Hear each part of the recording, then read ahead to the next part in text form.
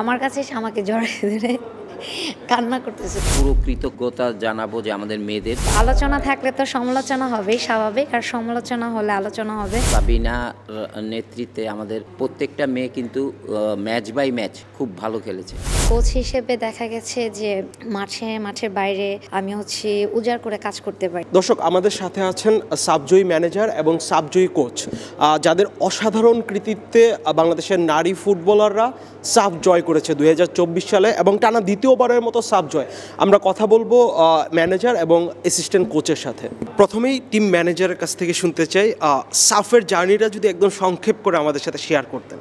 সাফের জার্নিটা যদি খুব ছোট করে বলতে হয়, যেহেতু আমাদের ফার্স্ট ম্যাচটা পাকিস্তানের দিয়ে শুরু হয়েছিল, তো 2022-এ কিন্তু পাকিস্তানের সাথে আমরা ভালো ব্যবধানে গোলে জিতেছি। এবার যেহেতু ড্র করেছি, তো এটাতে আমরা একটু আসলে রেজাল্টে কোনো স্যাটিসফাই হতে পারিনি।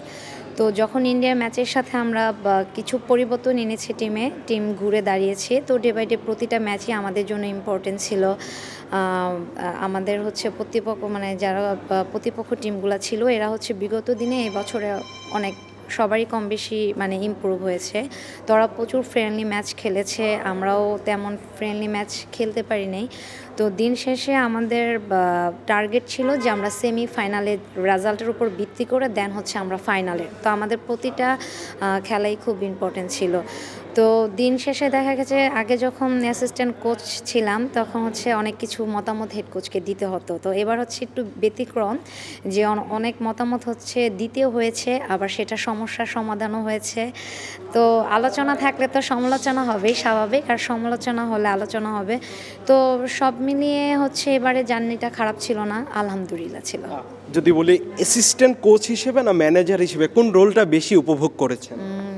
আমি আসলে প্রেফার করি কোচ হিসেবেই, কারণ কোচ হিসেবে দেখা গেছে যে মাঠের বাইরে আমি উজাড় করে কাজ করতে পারি, আর ম্যানেজার হলে আপনার কাজ আপনি করতে পারবেন, কিন্তু তখন আমার মনে হয় যে ইম্পর্টেন্ট ডিসিশনগুলা তখন বেশি প্রেশার পড়ে। এটা আমার কাছে ফিল হয়েছে, আমি জানি না বাকিদের কেমন লাগে।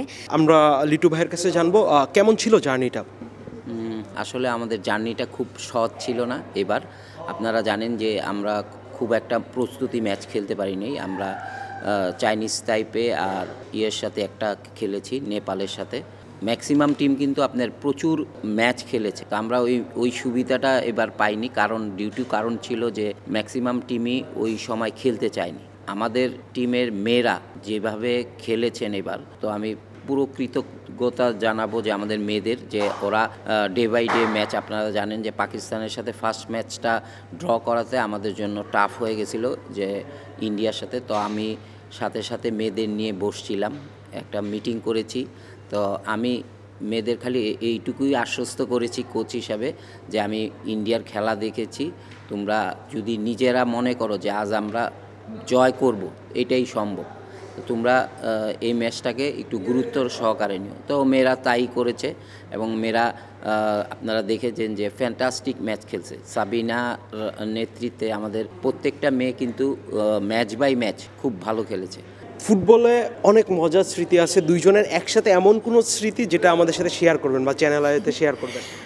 হ্যাঁ, সেটা এবারই আমরা চ্যাম্পিয়ন হওয়ার পরে, যেটা লিটু স্যার কখনোই করে না, খেলার শেষে দেখলাম কি ও সাবিনার সাথে হাত মিলিয়ে আমার কাছে এসে আমাকে জড়িয়ে ধরে কান্না করতেছে। তো এই জিনিসটা আমার কাছে খুবই ইমোশনাল লাগছে, কারণ আমরা প্রফেশনাল দিক দিয়ে কিন্তু as a colleague, but professional বাইরে হাজব্যান্ড ওয়াইফ। আমি জানি না এটা খেয়াল করছে, অনেকেই খেয়াল করছে মিডিয়া, যে আমি সবসময় স্যার বলেই সম্বোধনা দিই মাঠে এবং মাঠের বাইরে। দেন যখন বাসায় যাই তখন হাজব্যান্ড হিসেবে দিই। তো এটাই অনেকেই বলে যে আপু এটা কীভাবে মেনটেন করেন। তো বলতে বলতে হয়ে যায়। সিনিয়রদের চ্যাম্পিয়ন হওয়ার পরে কখনো লিটু স্যার এই কাজটা করেনি, সবার সামনে এসে আমাকে হাক করে জড়ায় ধরে কান্না করতেছে, সবাই বলতেছে যে আপু আপনি তো আজ উঠে গেলেন। আমাদের টিমের যে ফিজিও ছিল লিপা আপু বলতেছে আপু এটা কিন্তু আপনার লাইফে একটা স্মরণীয়, কারণ লিটু ভাইকে কখনো আমি এরকম দেখিনি। লিটু ভাই, আপনার কাছে শুনতে চাই এরকম মজার কোনো স্মৃতি।